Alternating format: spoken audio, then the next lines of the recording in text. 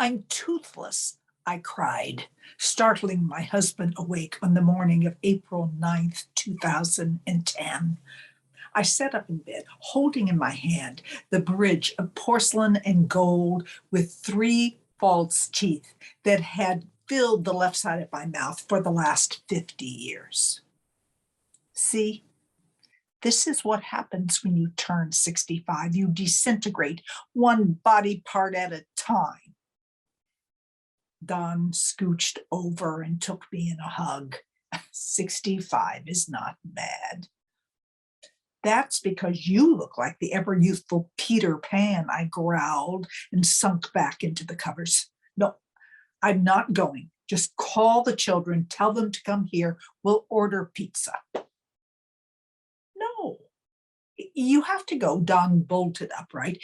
It's your birthday. We've been looking forward to this Italian restaurant for months. I trudged into the bathroom to have a look. The hole on the left side of my mouth reminded me of the Russian witch of folklore who lured children into the forest and ate them. I mused.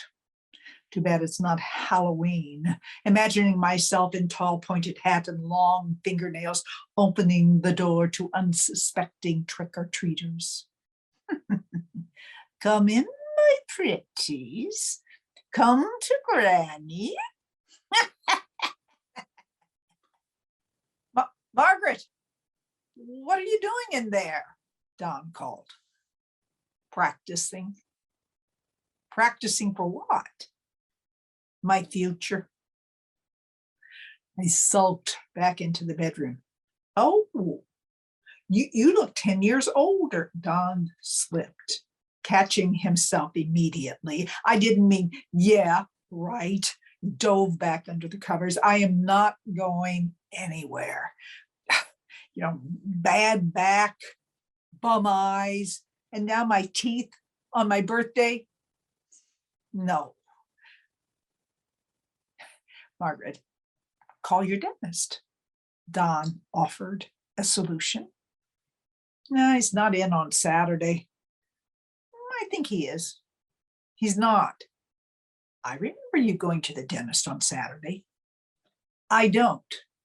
Well, my dentist is open on Saturday. Well, good for you. Margaret, would you just go and get your teeth fixed today? I don't want to. Just call. No. All right. It's your birthday. I'll call. And as he walked out of the bedroom, I called after his ever youthful back. And while you're at it, you might as well sign up on Match.com. I'll be dead in a few years. You can marry a younger woman. It had been a hard year. I always imagined myself growing old gracefully, but the reality of the losses had been hard. I had a herniated disc in my spine. I had lost some of my vision from glaucoma in my right eye, and now my teeth on my birthday. It was just too much. Guess what? Don pulled at the covers. Dr. Shep is in until noon, and he can probably glue that bridge in for a quick fix. Leave me alone. I'm growing a hunchback. Margaret, just get up. You'll feel better. Okay, I'll go to the restaurant, but I won't eat.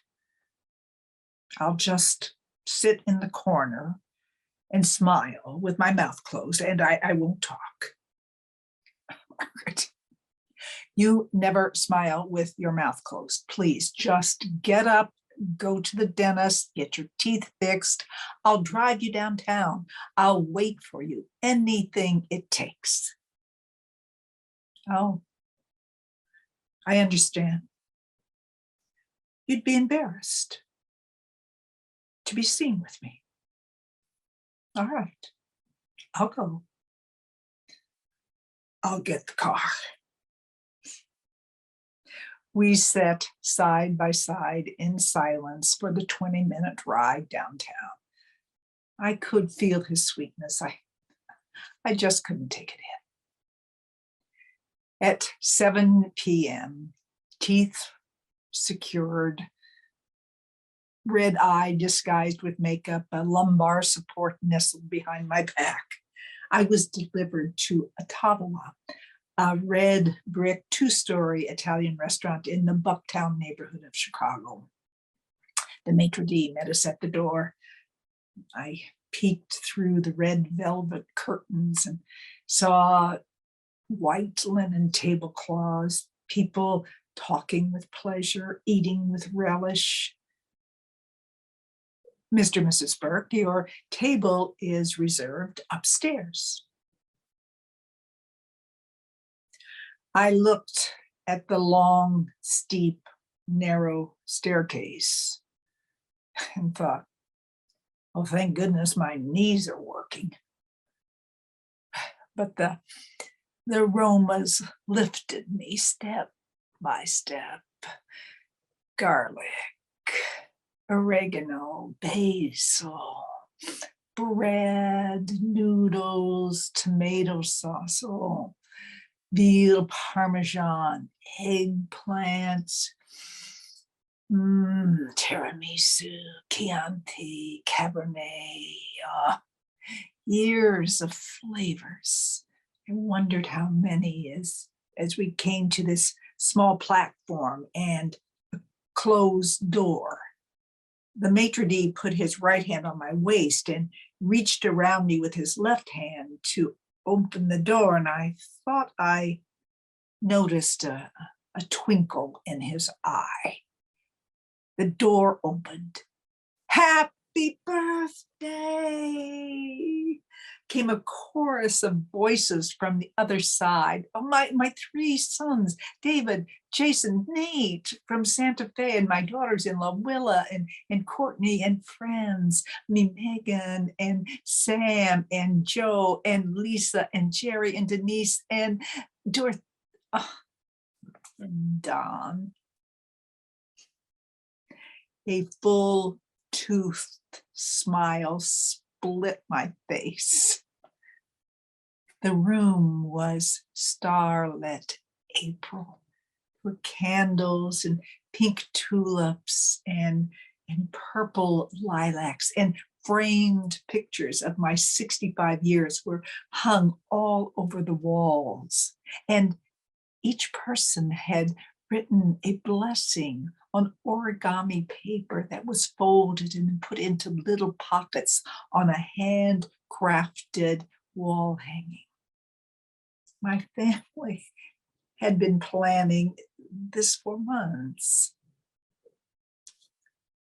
And when I took in all the love in that room, it put my ailments in perspective. Happy birthday, indeed. It was a very happy birthday. Abbondanza.